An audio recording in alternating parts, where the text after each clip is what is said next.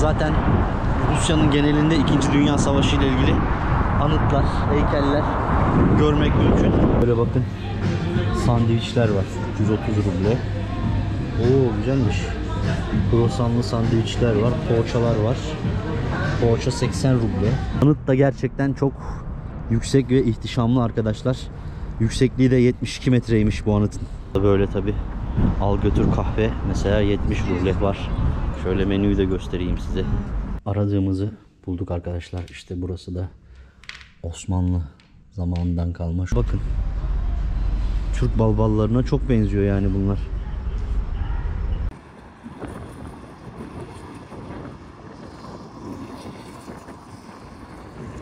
Günaydın, sevgiler, saygılar, selamlar. Rostov'u gezmeye devam ediyoruz arkadaşlar.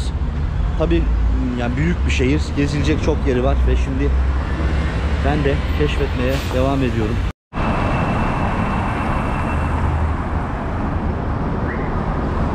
Şehrin en merkezi caddelerinden bir tanesi olan Balshaya Sadovaya Caddesi'ndeyiz ve gerçekten mimari binalar güzel. Bu arada yavaş yavaş artık bahar, sıcak hava kendini hissettirmeye başladı. Güzel oldu tabi. Bugün yaklaşık bir 10 derecelik bir hava sıcaklığı var diyebilirim.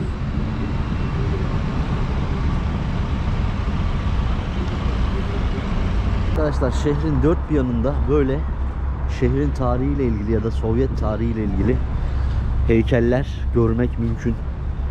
Mesela bu Çarlık Rusyası ve don kazaklarıyla ilgili bir heykel. Şimdi bu cadde boyunca yürüyeceğim ve sizi önce tiyatro meydanına götüreceğim ve orada güzel yapılar ve güzel bir meydan var. Orayı göstermek istiyorum size ilk olarak. Yol boyu güzel heykeller, anıtlar var arkadaşlar. Söylediğim gibi Sovyet ve Rus tarihiyle ilgili, şehir tarihiyle ilgili birçok anıt görmek mümkün. Gerçekten bu havalarda gezmeyi, dolaşmayı özlemişim ya. Baksanıza ya. Güneşli bir gün. Muhteşem.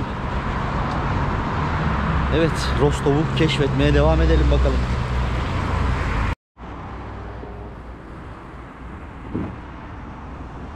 Arkadaşlar bu topraklarda yani Don Nehri civarında antik çağlardan beri yaşam olmuş. Bölgede tabi Yunan kolonilerinden tutun İskitler, Sarmatlar, Hunlar, Hazar Devleti birçok ülke hakimiyet kurmuş. Ve 1749 yılında da resmi olarak bu şehrin temelleri atılmış, Rostov şehrinin. İmparatoriçe 1. Elizaveta zamanında İmparatoriçe Elizaveta burada bir gümrük evi kurdurmuş ve artık bunun etrafında ticaret gelişmeye başlamış ve 1761 yılında ise bölgede bir kale inşa edilmiş. Bu kale Aziz Dimitrios Rostovski adına inşa edilmiş ve ondan sonra şehirleşme başlamış bu bölgede.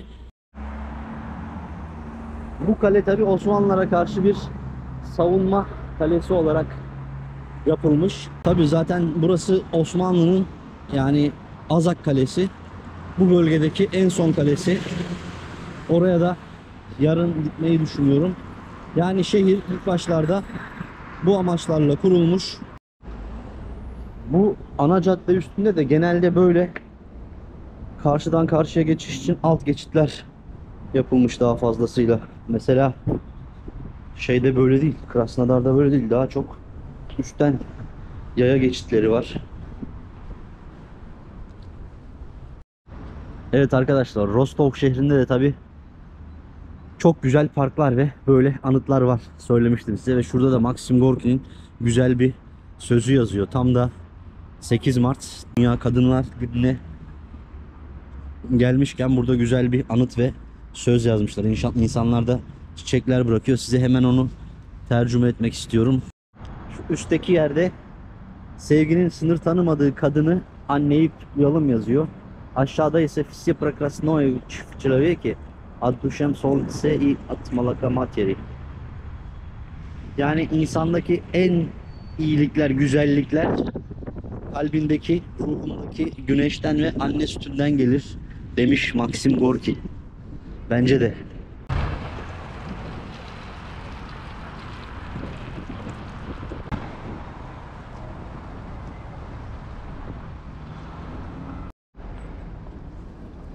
Bakın arkadaşlar, çocukların çizdiği, okullarda çizdiği resimleri de böyle şehrin birçok yerine koymuşlar. Şehri süslemişler. Güzel bir şey bence bu. Arkadaşlar, Akademik Tiyatro binasına geldim. Rostov kentinin. Burası gerçekten de yalnız çok büyük bir bina. Şimdi biraz yukarı doğru çıkacağım. Bilmiyorum içeriye girebilir miyim ama size biraz daha yakından göstermek istiyorum. Enteresan, ilginç bir bina burası.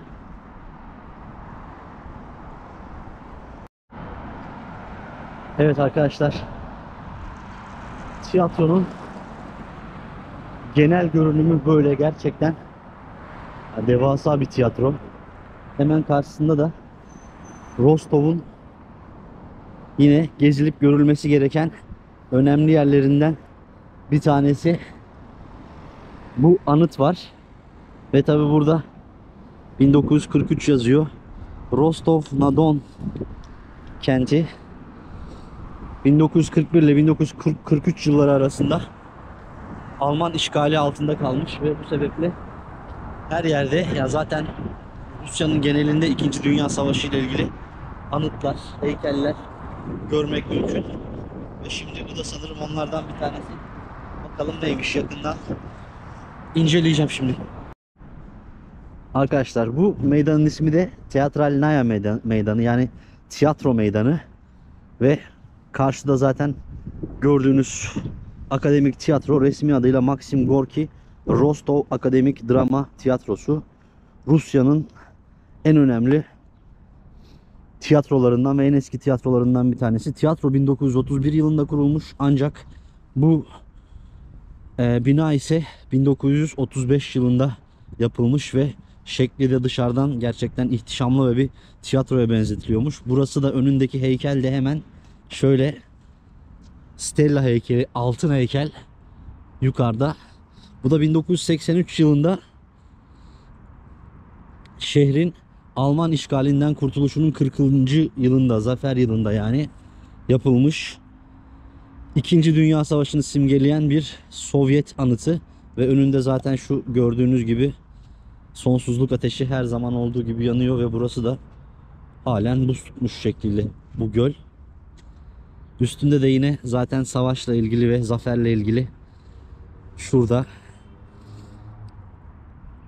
anıtın üstünde görmüş olduğunuz figürler var. Anıt da gerçekten çok yüksek ve ihtişamlı arkadaşlar. Yüksekliği de 72 metreymiş bu anıtın. Üstünde de Yunan tanrıçası Nike'nin altın bir heykeli var. Meydanın bu tarafındaki bina, yani şu an görmüş olduğunuz bu binada bizdeki Devlet Demiryolları'nın karşılığı RJD binası. Ve şöyle meydanın genel görünümü de böyle arkadaşlar. Tiyatro binasının hemen yanında da Devrim Parkı var. Yani Ekim devrimi için yapılmış olan bir Sovyet parkı var yine arkadaşlar. Şöyle şimdi oraya doğru biraz gideyim. Parkta. Tiyatroda burası zaten. Arkadaşlar bu da böyle tabi. Al götür kahve mesela 70 ruble var. Şöyle menüyü de göstereyim size. 180 rubleden başlayıp 220 rubleye, 350 rubleye kadar çıkıyor kahveler. Şöyle güzel bir kahveci var burada ama şu an Ramazan ayındayız arkadaşlar. O yüzden ben yemek yemiyor ve bir şey içmiyorum şu an. Akşamları yiyorum sadece. Videolarda niye yok diye merak ediyorsanız bu sebeple, ama fiyatlar gördüğünüz gibi biraz bu şekilde. Tabii şimdi tiyatrodan önce size şehrin tarihiyle ilgili bilgiler veriyordum ve yine şehrin tarihine devam etmek istiyorum. Tabii burası gördüğünüz gibi zaten 2. Dünya Savaşı bu şehir için ve tabii Rusya için çok önemli ve bu şehirde de etkileri olmuş. 1941 yılıyla 43 yılı arasında işgal altında kalmış ve 43'te kurtarılmış. Arkadaşlar park tabii şu an için daha fazlasıyla halen kış mevsimi devam ettiği için çok renkli görünmeyebilir ama önemli, güzel bir park. Görülmesi gereken bir yer yine Rostov'da. Rostov'daki yani yemekleri de biraz söylemek gerekirse, yemeklerden bahsetmek gerekirse, burada Rus mutfağı, Kafkas mutfağı ve kısmen Ukrayna mutfağının da etkilerini görmek mümkün. Zaten buraya da Kafkasya'nın kapısı deniliyor. Aslında bir yani Kafkas şehri de sayılabilir Rostov. Parkta böyle enteresan mimarili yapılarda görmek mümkün.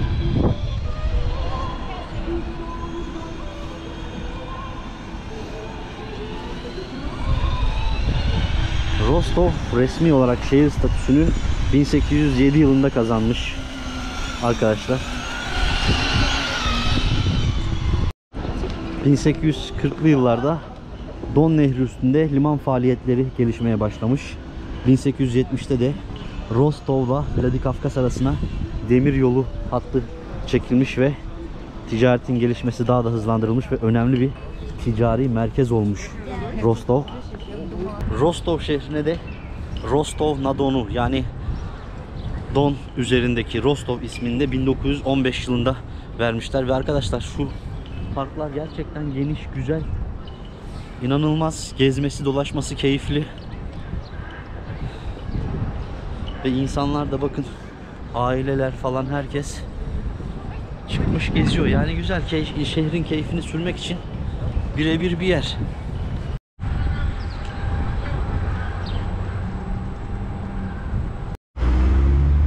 Arabasını şarj ediyor. 150 kW. Evet, şimdi parktan çıktım arkadaşlar. Yine şehirde görmemiz gereken bence önemli caddelerden, noktalardan bir tanesi olan Pushkin Caddesi'ne doğru gidiyorum şimdi.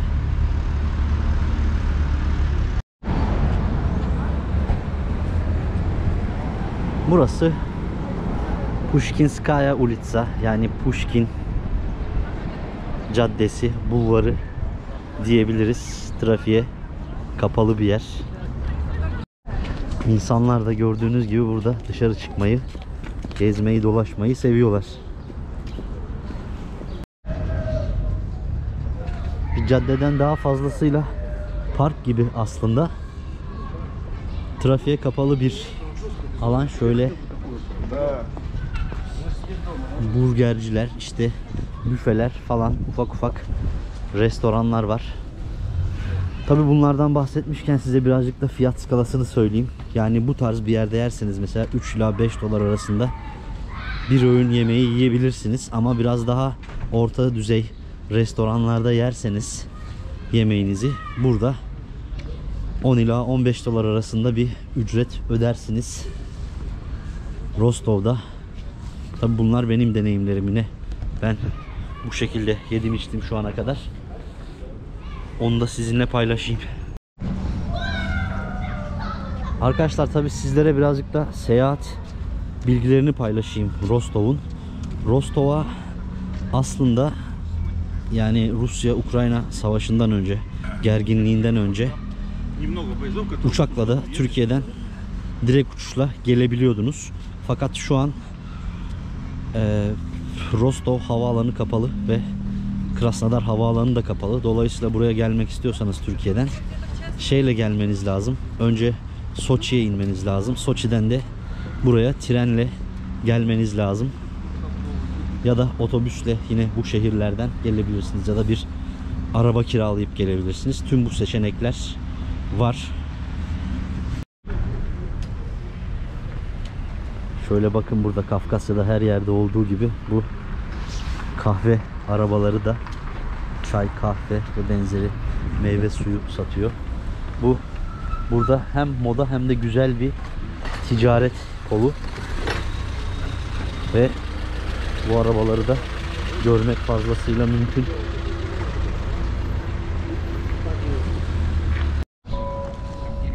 Evet, yürümesi, gezmesi, dolaşması huzurlu, keyifli bir cadde. Pushkin Caddesi.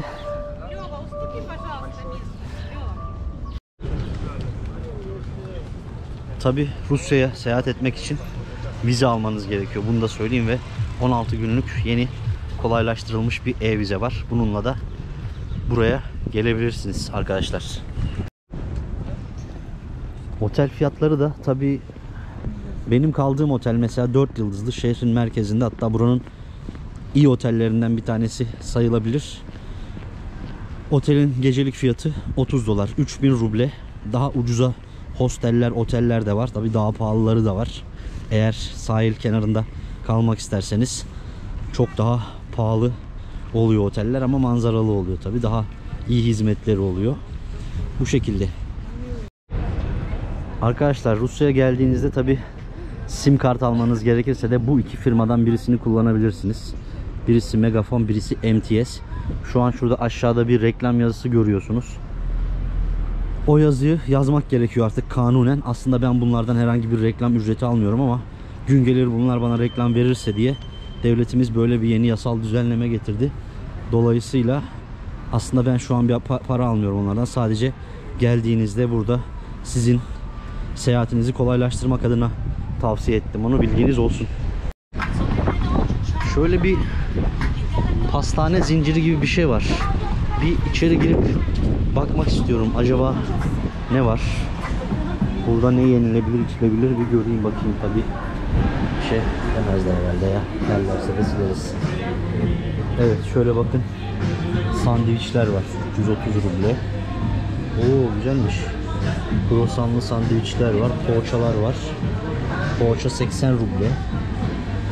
Bak, tavuklu sandviç 280 ruble.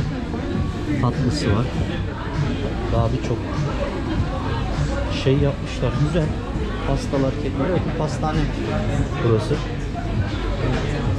Fiyatlar da böyle arkadaşlar. Böyle salatalar, yiyecekler, içecekler var. Güzel bir fast food gibi yani. Bir su 130 ruble. Evet, burayı değerlendirebiliriz arkadaşlar. İmkansız aşk. Здравствуйте. Вы фотокорреспондент? Видео? Нет, я блогер из Турции. А, Да, я путешествую просто. ясно, это хорошо. Значит,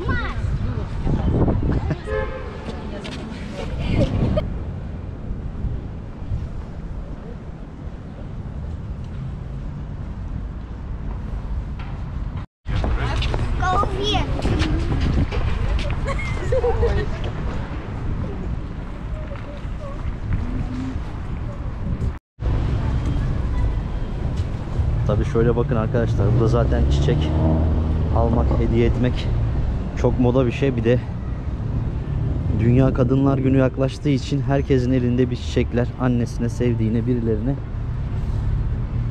çiçek alıyor, hediye ediyor. Ya da şöyle bakın, ablamıza hediye etmişler.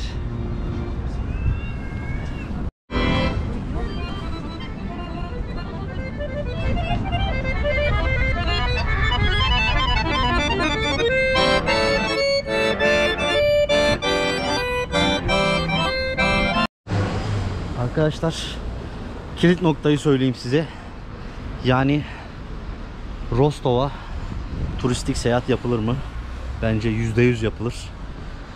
Yani böyle hem Kafkasya'ya yakın hem biraz daha büyük, genç nüfusu fazla olan, gece hayatı iyi olan bir yer arıyorsanız burası bence kesinlikle ve kesinlikle gelinmesi, görülmesi gereken birinci şehir. Öyle söyleyeyim size. Gece hayatına biraz baktım. Akşam eğleniyor insanlar. Bu sefer bir gece hayatı videosu yapacağım. Siz ne diyorsunuz, yapayım mı? Arkadaşlar burası da bir evlilik sarayı ve insanlar bakın düğünlerini böyle yapıyorlar burada.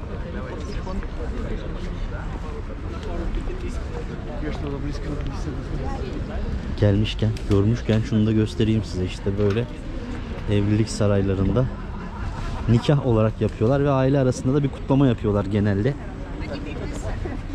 Böyle.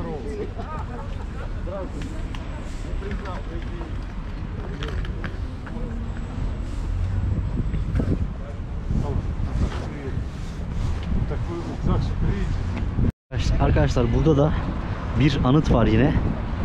Kendisi bir ataman, yani Kazakların lideri Giroy Atechestvonni Vayni 1812-1814 1812-1814 yılındaki Vatan Savaşı'nda kendisi kahraman olmuş. Matvey Ivanovich Platov. Evet arkadaşlar, Kazaklar demişken, yani Rus Kazakları, Don Kazakları, size bunlardan da biraz bahsedeyim ve işin aslı. Şimdi de müzeye gitmek istiyorum. Sizi müzeye götürmek istiyorum. Hem Don Kazaklarının hem Osmanlı'dan, Türklerden kalan herhangi bir eser var mı? Birazcık da bunları bakmak istiyorum. O yüzden burada bir ulusal müze var. Şu karşı tarafta Kino Rostov, yani Rostov sineması. Şurası. Şimdi evet, müzeye doğru gideceğim, bakayım. Müze de yine bu merkezi cadde üstünde. Arkadaşlar şimdi müzeyi bulalım bakalım. Herkesin elinde bir çiçek var arkadaşlar. Gerçekten de çiçek bu da önemli bir detay. İnsanlar bayağı birbirlerine çiçek alıyorlar yani. Müze burası. Evet, içeriye bir gireceğim, sizlere birazcık Kazak tarihinden ve tabii ki Türk tarihiyle de alakalı şeyler görebiliriz, o yüzden burayı bir ziyaret etmek istedim. Hatta bakın, Türk balballarına çok benziyor yani bunlar.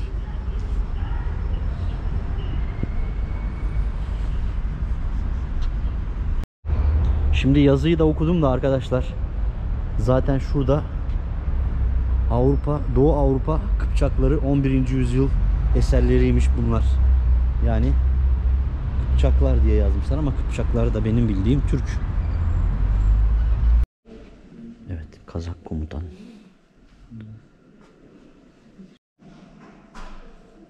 Arkadaşlar bu kılıç Osmanlı İmparatorluğundan kalma. Şurada yazıyor Osmanski İmperya.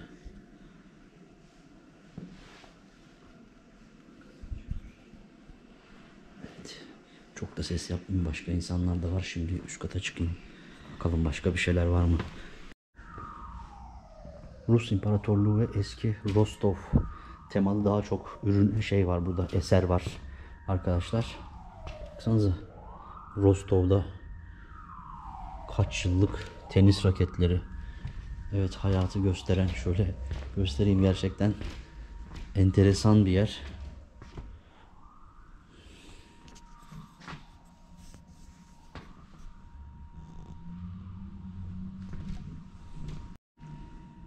Evet, 19. yüzyıl, 20. yüzyılda Rostov'daki hayatı gösteren mesela ilaçlar ve medikal eşyalar var burada da.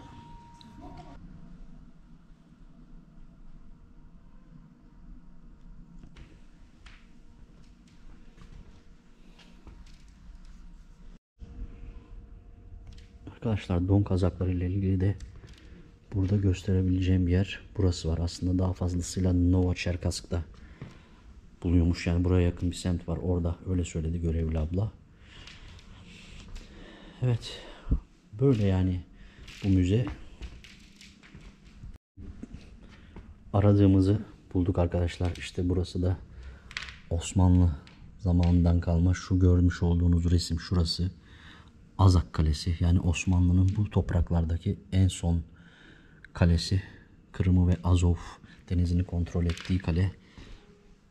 İşte don kazakları Osmanlı'dan burayı alıyorlar 17. yüzyılda ve ondan sonra zaten artık Kafkasya'ya girmeye başlıyor Rusya ve o dönemden kalma bakın aslında bunları görmeye geldim. Kalkanlar, oklar, tüfekler, kılıçlar, kamalar ve sikkeler var.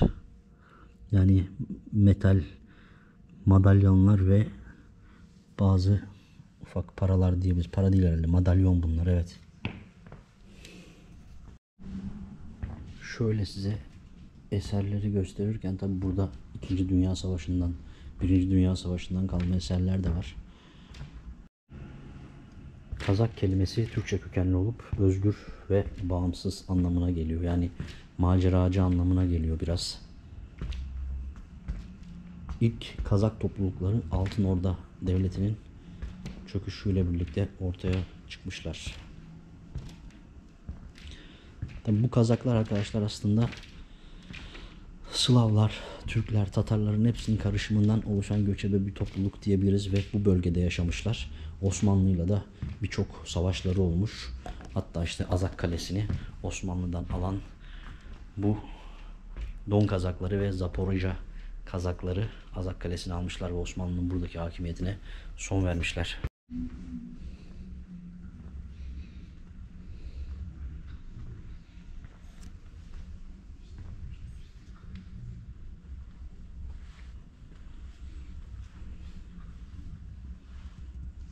Burada da mesela arkadaşlar 1806-1812 Rus-Türk Savaşı'ndan bir sahneyi çizmişler. Bakın. Evet. Çıkalım müzeden. Arkadaşlar müzeden çıktım. Şimdi bu videoyla birlikte Rostov-on-Don şehrinde yani Rostov-na-Don şehrinde gezilecek yerleri, görülecek yerleri hep beraber gezmiş olduk. Birçok yeri gezdik, dolaştık, şehri tanımaya çalıştık. Evet, tabi insanları da tanımaya çalıştım ancak insanlarla tabi sizin görmediğiniz esnalarda konuşuyorum, çekebilir miyim diyorum ama çoğusu pek olumlu yaklaşmadılar, o yüzden çekmedim. Ve bu videoyu artık burada noktalandırmak istiyorum sevgili arkadaşlar. Lütfen beğenmeyi, yorum yapmayı ve abone olmayı unutmayın. Bir sonraki videoda tekrar görüşünceye dek kendinize iyi bakın. Hoşça kalın, mutlu kalın.